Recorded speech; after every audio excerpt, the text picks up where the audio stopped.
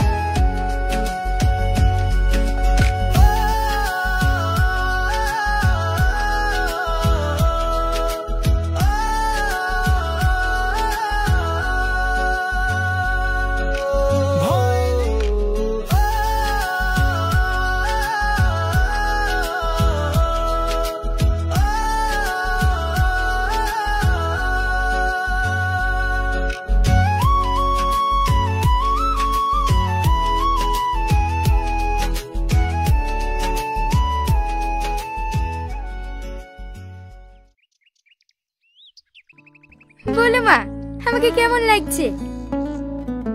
অনেক সুন্দর লাগছে। শাইন কখন আসবে বুড়ি? এতক্ষণে তো চলে আসার কথা। দাঁড়াও একবার ফোন করি।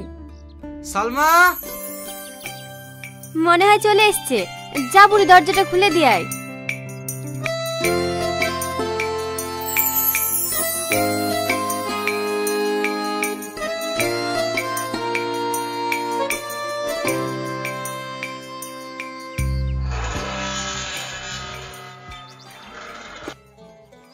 তুমি এসছো কেন? বাড়িতে অন্য কেউ নাই? ও কিছু হবে না, এসো।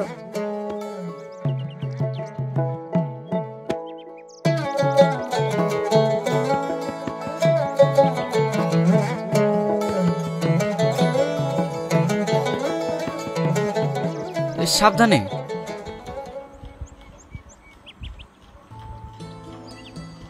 ভালো আছো বাপ? হ্যাঁ চাচিমা, আপনি ভালো আছেন? হ্যাঁ মধু, বসো। তুমি হয়তো আমাদের ব্যাপারে সবই জানো বাপ। বুড়ি ছোট থাকতে বুড়ির আব্বু মারা গেছে। আমি খুব কষ্টে বুড়িকে মানুষ করেছি। চেয়েছিলাম ও বড় হলে একটা ভালো ছেলের সাথে ওর বিয়ে দেব। তোমার কথা আমি অনেক শুনেছি বাপ। হ্যাঁ, তুমি নাকি অনেক ভালো মানুষ। তোমার সাথে আমার মেয়ের বিয়ে হলে আমি অনেক খুশি হব। শাইনের ব্যাপারে হয়তো আপনি ভালো করে জানেন চাচিমা। ছোটবেলায় ওর বাবা মা মারা গেছে। ও আমাদের কাছেই মানুষ। এখন পড়াশোনা করে চাকরি বাকরি পেয়ে নিজে নতুন বাড়ি করেছে। দেখবেন ও আপনার মেয়েকে অনেক ভালো রাখবে। তাই যেন হয় বাপ। ওরা দুজন সারা জীবন যেন সুখে সংসার করতে পারে। আপনি কোনো চিন্তা করবেন না চাচিমা। আমি সালমার কোনো অযত্ন হতে দেব না। সারা জীবন ওকে আগলে রাখবো। শাহিন। হ্যাঁ বলো। সরি শাহিন, আমি তোমাকে মিথ্যে বলেছিলাম। কি মিথ্যে বলেছিলে? আমি অন্ধ না। কি? তার মানে তুমি এতদিন আমার সাথে নাটক করেছো? তুমি রাগ করো না বাপ।